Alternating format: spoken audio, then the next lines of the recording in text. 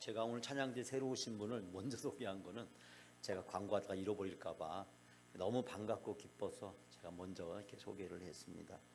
정말 진심으로 환영하고 축복합니다.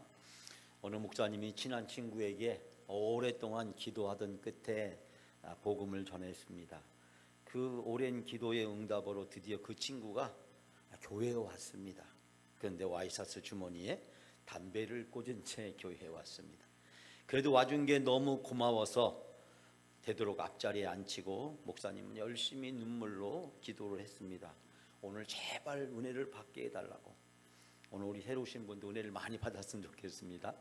제 설교를 처음 듣잖아요, 그죠? 설교는 시작됐고, 근데 그 친구는 이 목사님의 기도의 응답인지 성령의 감동을 받기 시작했습니다. 담뱃갑을 꺼내서 뒷주머니에다가 살짝 놓고 손수건을 꺼내서 훌쩍훌쩍 눈물을 체험하고 은혜를 받았습니다. 예배가 다 끝나고 돌아갔는데 아니 그 친구가 일어나서 갈 생각을 하지 않는 것이었습니다. 목사님은 옆에 가서 왜 안 가냐고 물었습니다. 그러자 그 친구 하는 말이 내가 은혜를 받았는데 어떻게 그냥 가냐고. 아니 그러면 어떡한데 은혜를 갚아야지. 어떻게 갚을 건데. 아니 이 교회 목사님들이 총 몇 분이야. 그래서 얘기를 했더니 다 모이라고 그래. 아니 모여서 뭐 하려고. 은혜를 갚아야 될 거 아니야. 은혜를 어떻게 갚을 건데 내가 오늘 크게 한 잔 쏠게. 그렇게 얘기했답니다. 여러분 한 잔 쏘실래요? 네. 시편은 예배 자료집입니다. 우리가 예배 드릴 때 기도와 말씀과 찬양으로 예배를 드리잖아요. 여러분 예배 순서지를 보게 되면 여기 처음에 예배의 부름부터 시작해서 여러 가지 많은 순서들이 있습니다. 근데 이 많은 순서가 사실 내용을 살펴보면 딱 세 가지입니다. 찬양과 기도와 말씀으로 구성되어져 있습니다. 시편 150편 많아 보이지만 그 내용을 가만히 살펴보면 기도와 말씀과 찬양으로 구성되어져 있는 것을 보게 됩니다. 그래서 저는 시편을 예배 자료집이라고 부릅니다. 그런데 우리가 오늘 본문을 함께 봉독했던 레위기의 말씀은 같은 예배에 대해서 다루고 있지만 그 성격이 약간 다른 것을 알 수 있게 됩니다. 레위기는 예배의 지침서라고 저는 그렇게 이름을 붙여서 부릅니다. 예배를 우리가 어떻게 드려야 되는가, 예배 드리는 우리의 태도는 어떠해야 되는가를 가르쳐주고 있습니다. 즉 레위기를 통해서 예배를 어떻게 드려야 되는지를 배우게 되고, 시편을 통해서 이스라엘 사람들은 하나님 앞에 성전에 나가서 회당에서 기도할 때 시편을 가지고 기도하고 찬양하고 묵상하는 것을 발견하게 됩니다. 오늘 주신 말씀은 특별히 하나님 앞에 어떻게 나가야 되는지, 하나님과 어떻게 동행해야 되는지를 구체적으로 가르쳐주고 있습니다. 우리 아시피 이스라엘 백성들은 애굽에서 노예 생활을 했습니다. 400년 동안 노예 생활을 하면서 그들은 이제 노예로 전락해버리고 말았습니다. 그러나 하나님은 모세를 통해서 이스라엘 백성들을 구원해 주셨습니다. 하나님은 놀라운 은혜를 이스라엘 백성들에게 베풀어 주셨습니다. 우리가 출애굽기를 읽다 보면 하나님의 현존하시는 능력과 권능과 기적이 얼마나 큰 것인지를 발견할 수 있게 됩니다. 하나님은 이스라엘 백성들에게 세 가지 선물을 주셨습니다. 첫 번째 선물은 하나님 말씀을 주셨습니다.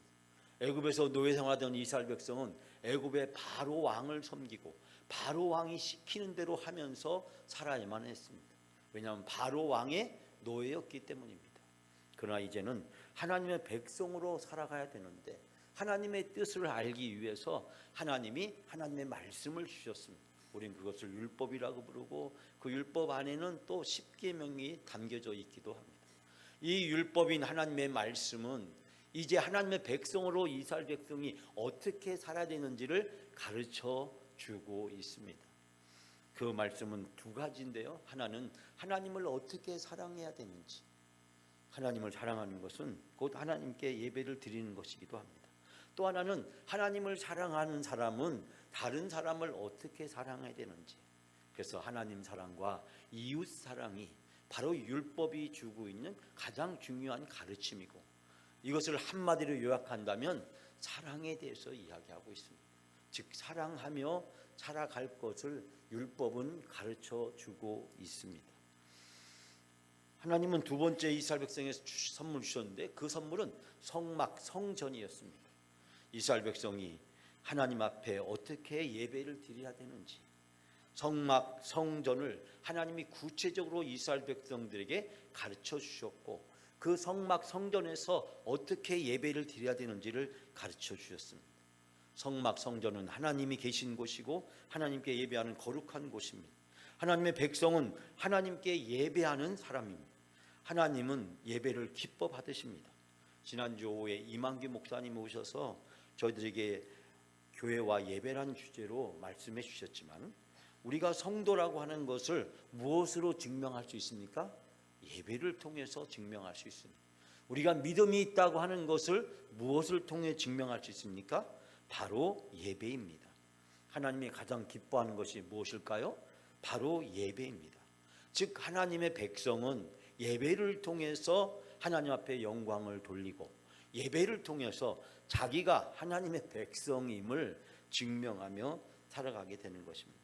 하나님은 세 번째 선물을 주셨는데 그 세 번째 선물이 뭐였냐면 5대 제사와 7대 절기였습니다.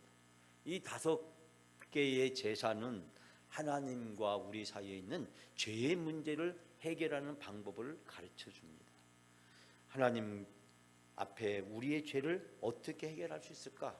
즉 5대 제사를 통해서 해결할 수 있는 구체적인 방법을 가르쳐 주십니다. 즉 예배는 죄를 회개하고 하나님 앞에 영광을 돌리는 것입니다. 즉 5대 제사는 우리의 죄를 회개하고 용서를 받는 것입니다. 여러분 우리 예배 순서에 우리가 아까 같이 함께 고백했는데 참회의 기도라고 하는 순서가 있었습니다. 우리가 반주에 맞추어서 조용히 묵상하면서 은밀하게 우리가 지난 한 주일 동안 알면서 모르면서 지었던 죄를 회개하고 또 용서받는 시간입니다. 예배 앞부분에 이 회개의 기도라고 하는 시간이 있는 이유는 무엇일까요? 우리가 하나님 앞에 나가는데 죄 때문에 하나님과 우리 사이의 장애를 극복하기 위해서 우리가 이 시간을 갖게 되는 것입니다. 즉 하나님 앞에 나아갈 때 우리가 늘 참회의 기도 시간을 갖게 되는 것입니다.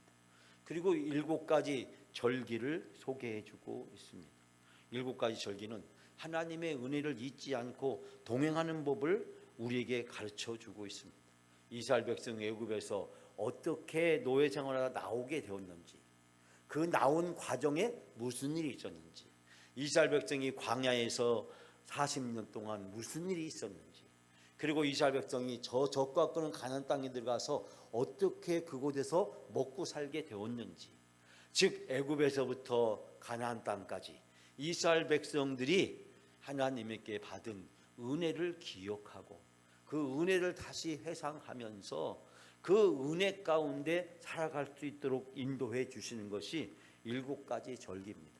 저는 그래서 7가지 절기를 뭐라고 부르냐면 하나님과 동행하는 법이다라고 그렇게 부르고 싶습니다.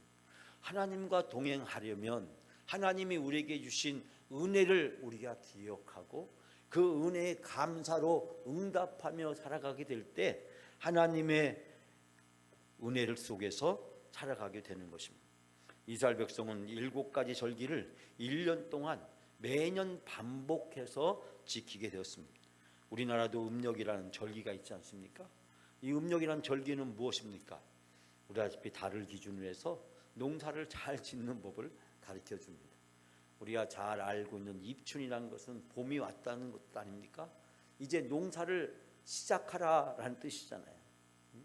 이 음력이라는 절기가 농사를 잘 짓는 법을 가르쳐 준다면 이스라엘 백성의 7가지 절기는 하나님을 어떻게 하면 잘 믿을 수 있는지, 하나님과 어떻게 동행할 수 있는지 그것을 가르쳐 주고 있습니다.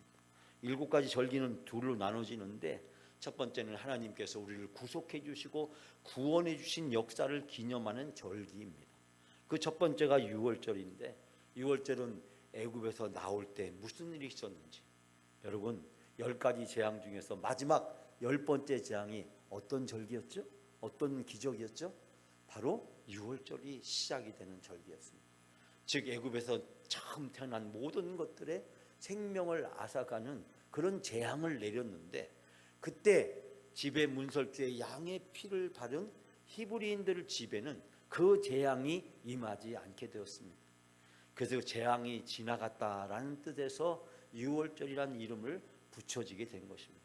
즉 하나님은 10가지 재앙을 통해서 애굽의 신들과 그리고 바로 왕을 굴복시키고 이스라엘 백성을 노예로부터 구원해 주셨습니다.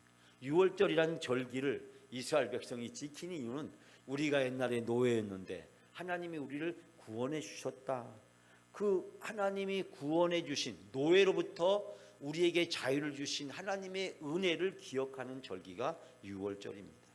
그리고 두 번째는 무교절이라는 절기를 지키는데 애굽에서 나올 때 너무 급하게 나오다 보니까 빵을 만들었는데 그 빵에 누룩을 넣을 시간이 없고 누룩이 발효될 시간이 없어서 그 빵을 만들자마자 구워서 먹을 수밖에 없었습니다. 그 딱딱한 빵을 먹으면서 우리가 애굽에서 나올 때 그 긴박함 그리고 그 고생한 것들을 기억하는 것이 무교절이었습니다. 세 번째는 속죄라는 절기였는데 이스라엘 백성의 모든 죄를 지고 제사장이 지성소에 들어가서 용서를 받는 절기였습니다. 또 이스라엘 백성은 77절이라는 절기로 이 속죄일을 지키는데 이날이 되면은 욤키푸트라고 해서 지금도 이스라엘 백성들은 이 유대인을 지키고 있다고 합니다. 1년 동안 자기가 살면서 다른 사람에게 잘못한 것이 있으면 이날에 찾아가서 선물을 주면서 내가 당신에게 이런 잘못을 했으니 용서해 주시오. 그 사람에게 회개하고 사과를 하면서 용서를 받는 날로 지킨다라고 이야기합니다.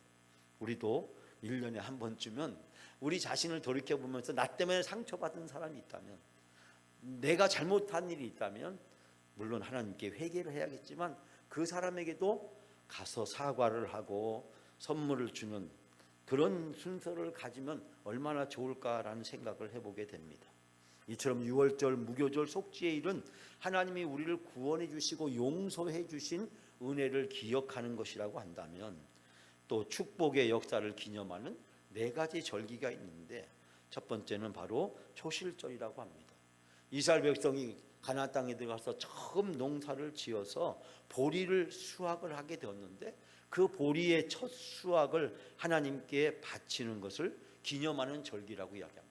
원래 이스라엘 백성의 기원은 히브리라고 하는 떠돌이였습니다. 그런데 아브라함과 이삭과 야곱과 요셉으로 이어지는 이 떠돌이가 애굽에 가서 이스라엘 민족이 되고 그 민족을 하나님이 인도해 주셨습니다. 광야 40년의 과정을 거쳐서 적과 꿀은 땅에 들어가게 되었습니다. 애굽에서 노예 생활하던 이스라엘 백성이 애굽에서 나오게 된 것도 그 광야에 힘든 인생의 길을 걸어가면서 하나님이 만나도 주시고 메추라기도 주시고 불기둥과 구름기둥으로 인도해 주시고 반석에서 물이 나서 이스라엘 백성을 먹여주시기도 하셨습니다. 그 모든 것이 하나님의 은혜였습니다.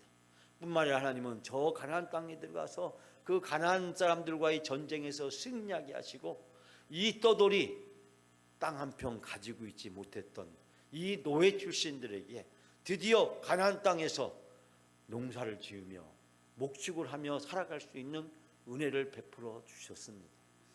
여러분, 첫 수확을 했을 때 이스라엘 백성이 누렸던 그 감격과 기쁨은 얼마나 놀라운 것이었을까요?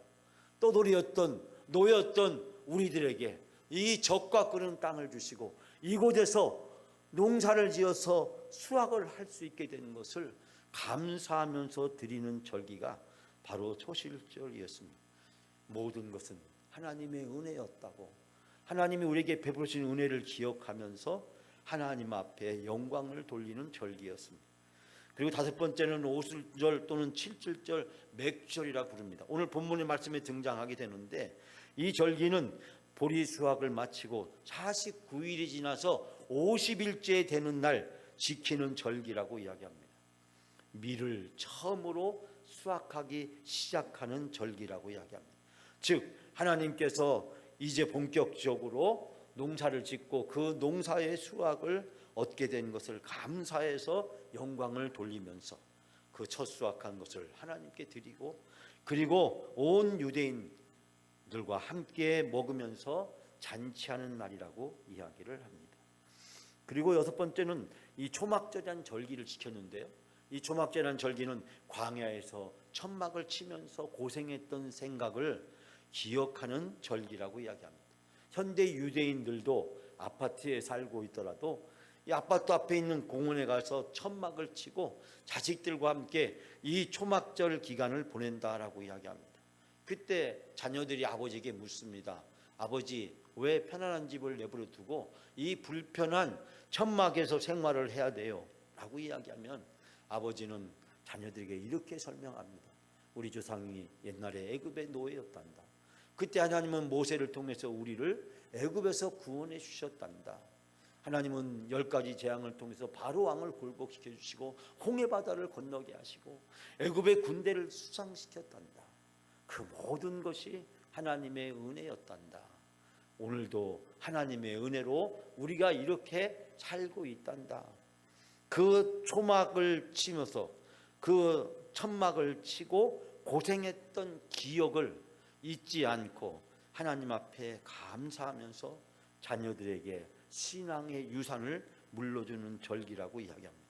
마지막 7번째는 신년절인 이 나팔절인데 쉽게 얘기하면 나팔을 부는 그런 절기입니다. 새해를 주신 하나님께 감사하며 새해 첫날을 보내는 절기라고 이야기합니다. 제가 7개의 절기를 여러분들에게 소개를 했는데 신년절부터 시작해서 6월절 이 절기 하나하나가 1년 동안 반복이 되면서 이스라엘 백성들은 하나님의 은혜로 애굽에서부터 가나안 땅까지 하나님은 우리에게 축복해 주시고 은혜를 베풀어 주셔서 오늘날 우리가 살게 되었다. 하나님 앞에 감사하면서 절기를 보낸다라고 이야기하고 있습니다. 오늘 본문의 말씀 레위기 23장에 보면 그 절기들을 자세하게 소개를 해주고 있는데 먼저 오늘 말씀에 보면 우리에게 주일이라고 하는 절기를 먼저 소개하고 있습니다. 여러분 3절 말씀 우리가 함께 봉독하지 않았지만 이 시간 다 같이 함께 봉독한 3절입니다. 엿새 동안에 일할 것이요 일곱째 날은 쉴 안식일이니 성회의 날이라 너희는 아무 일도 하지 말라. 이는 너희가 거주하는 각처에서 지킬 여호와의 안식일이니라. 아멘. 자, 이 말씀을 쉽게 풀어보면 엿새 동안은 일하여라. 그러나 일의 날은 반드시 쉬어야 하는 안식일이다. 거룩한 모임을 열어야 하고 어떤 일을 해서도 안 된다. 이날은 너희가 살고 있는 모든 곳에서 지킬 주의 안식일이다. 여기서 우리 안식일은 보통 토요일을 이야기합니다. 이 토요일은 구약에서는 바로 하나님의 창조의 역사를 기념하는 창조 기념일입니다. 그러나 우리는 초대교회 전통에 따라서 이 안식일이 지난 첫날, 즉 주일을 우리는 지킵니다. 이 주일은 바로 예수님이 부활하신 날입니다. 예수님께서 사망 권세를 이기시고 우리 모든 사람을 구원하시고 여러분과 저를 구원해 주기 위해서 이 땅에 오시고 십자가에 못 박혀 죽으시고 다시 부활하신 그날을 기념해서 초대 교인들은 모였습니다. 그리고 이 주일에 하나님 앞에 예배를 드리고 영광을 돌렸습니다. 안식일이 창조 기념일이란다면 이 주일은 부활 기념일인 것입니다. 우리는 예수님의 부활을 기념하고 이 예수님의 부활날에 하나님 앞에 예배를 드리게 되는 것입니다. 사랑하는 여러분, 이와 같은 절기를 주신 이유는 무엇일까요? 그것은 이스라엘 백성들로 하여금 하나님의 베풀으신 구속의 은혜를 잊지 않고 감사할 수 있는 기회를 주신 것입니다.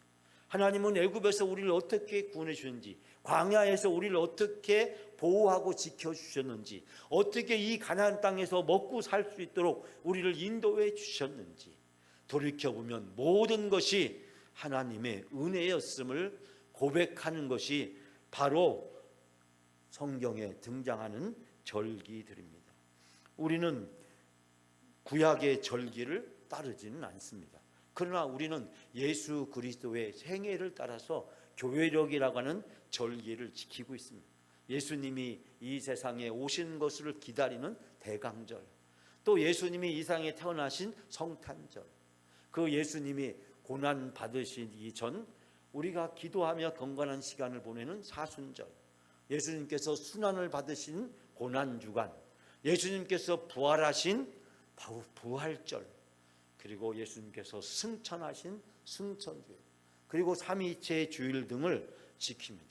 예수 그리스도의 오심부터 시작해서 부활 승천과 부활 이후에 성령을 보냈다고 약속하시고 성령을 보내셔서 그 성령의 은혜 가운데 살아가고 있는 기간이 바로 요즘 기간이기도 합니다. 우리는 이 교회력과 절기들을 지키면서 하나님이 우리에게 베푸신 은혜가 얼마나 큰 것인지를 발견하게 됩니다. 오늘 본문의 말씀은 오순절, 칠칠절, 이 맥추절이라는 절기를 소개하고 있습니다. 제가 아까 말씀드렸듯이 미래 수확을 시작하게 되는 날, 그날이 바로 이 칠칠절 맥추절이라고 이야기합니다. 자, 여러분 21절, 22절 말씀 우리가 다 같이 함께 오늘 말씀 함께 봉독합니다. 이날에 너희는 너희 중에 성회를 선포하고 어떤 노동도 하지 말지니 이는 너희가 그 거주하는 각처에서 대대로 지킬 영원한 규례니라. 너희 땅에 곡물을 벨 때 반 모퉁이까지 다 베지 말며 떨어진 것을 줍지 말고 그것을 가난한 자와 거류민을 위하여 남겨두라. 나는 너희의 하나님 여호와니라. 아멘. 여러분 이 말씀에 특히 22절 말씀을 쉽게 번역해 보면 너희가 밭에서 난 곡식을 거두어 드릴 때, 밭에서 난 곡식을 거두어 드릴 때 밭 구석구석까지 다 거두어 드리지 말고 또 거두어 드린 다음에 떨어진 이삭을 줍지 마라. 그 이삭은 가난한 사람들과 나그네 신세인 외국 사람들이 줍게 남겨두어야 된다라는 말씀을 이야기하고 있습니다. 제가 수양관에 있을 때 고구마나 감자를 수확하는 그런 시간을 갖게 됩니다. 수양관은 그 기도원이기도 하지만 또 땅을 많이 가지고 있기 때문에 그 고구마나 감자 농사를 짓게 되는데 지금이 감자 수확철입니다. 제가 이번에 기도원에 갔다 오면서 감자를 사왔습니다. 오늘 감자를 쪘습니다. 햇감자를 맛있게 점심때 드시길 바랍니다. 근데 그 감자나 고구마를 수확할 때 그 수양관이 나이가 많으신 원로 목사님이 한 분이 계십니다. 그분이 꼭 직원들에게 그런 이야기를 합니다. 감자나 고구마를 수확할 때 대충 수확하라. 너무 악착같이 모든 걸 수확하지 말라고. 좀 남겨두라고. 밭에다가 좀 덜 캐고 좀 남겨두라고, 좀 흘려두라고. 여러분 놀라운 일은 수양관 직원들이 오전에 감자를 다 수확하고 나면 오후가 되면 마을 사람들이 호미와 바구니를 가지고 수양관 밭으로 옵니다. 그리고 이삭을 주우러 옵니다. 그리고 그분들이 이삭을 많이 주워가지고 바구니 담아가지고 갑니다. 그 나이가 많으신 원로 목사님은 직원들에게 그런 이야기를 합니다. 그것이 바로 성경에서 이야기하는 것을 우리가 실천하며 사는 것이다. 다른 사람들이, 이 마을 사람들이 이삭을 주워갈 수 있는 것을 남겨두어야 된다. 그것이 우리가 그들을 사랑하는 것이고 그들에게 섬기는 것이다 라는 이야기를 종종 했던 기억을 잃어버리지 않습니다. 여러분 오늘 본문 말씀은 절기를 보내는 이스라엘 백성들의 마음과 태도를 우리는 이 말씀에서 발견하게 됩니다. 하나님의 자비와 사랑에 입각해서 가난한 자들과 약자들의 배려를 담고 있습니다. 하나님의 율법이 사랑의 근거에서 주어졌음을 우리에게 가르쳐주고 있습니다. 그렇기 때문에 오늘 주신 말씀은 하나님의 은혜인 수확의 기쁨을 홀로 독차지하지 말고 이웃과 어려운 사람들과 함께 나누라고 하는 것입니다. 여러분 우리가 교회에서 절기를 보내면서 기억해야 될 것이 있다면 하나님이 우리에게 주신 은혜를 기억하고 그리고 은혜를 하나님께 감사로 드리는 것입니다. 뿐만 아니라 그 받은 은혜를 하나님께 감사로 돌릴 뿐만 아니라 다른 사람들과 함께 그 은혜를 나누는 것이라는 사실을 깨닫게 됩니다. 오광서라고 하는 시인이 내겐 모두 은혜인 것을 라는 시를 여러분들에게 소개하려고 합니다. 이 오광수 시인은 내게 모두 은혜인 것이라는 시에서 이렇게 소개하고 있습니다. 제가 읽어드리겠습니다. 내가 아픔을 몰랐다면 이렇게 간절한 기도를 할 수 있었을까? 이 시인이 아마 아팠었는가 봐요. 새날이 기다려지고 아침과 함께 찾아온 햇살이 저리도 고운 것을 내가 알기나 했을까? 사랑하는 이의 목소리가 반갑고 함께할 수 있음에 너무나도 감사한데 더하여 또 다른 하루를 선물로 받음이 내겐 큰 은혜인 것을. 아이야, 하얀 보자기를 준비해두렴.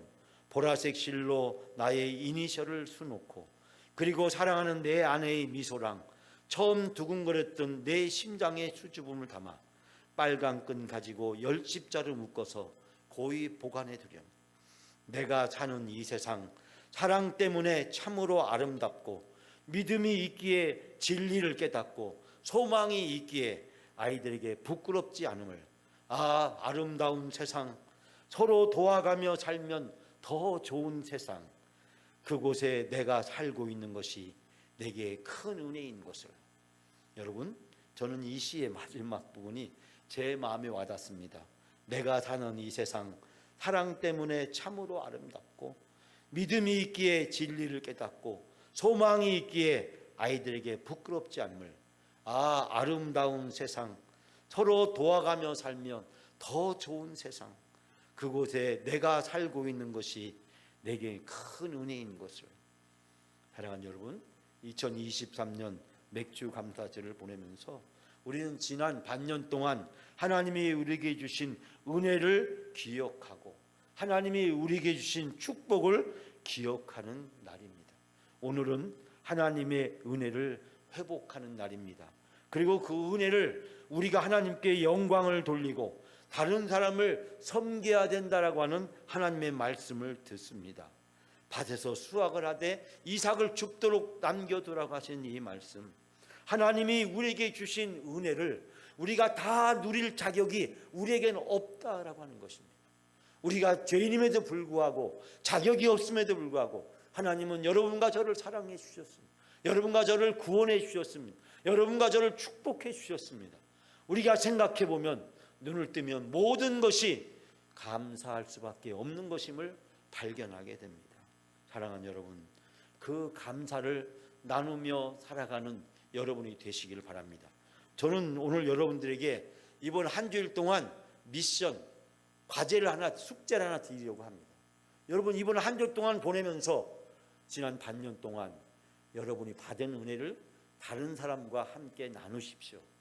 혹시 여러분이 다른 사람에게 잘못한 것이 있으면, 서운한 것이 있으면, 상처를 준 것이 있으면 그 사람에게 선물을 사서 주고 그 음식과 차를 함께 나누시면서 내가 미안했었더라고, 나도 잘 몰랐었더라고, 내가 당신에게 상처를 준 것, 당신에게 아픔을 준 것 정말 미안하다고.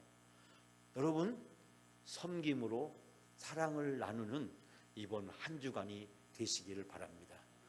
2023년 맥주 감사절을 보내면서 하나님께 감사로 영광을 돌릴 뿐만 아니라 그 감사를, 그 은혜를 다른 사람을 섬김으로 하나님 앞에 영광이 되어지는 복된 삶이 되시기를 주님의 이름으로 축원합니다.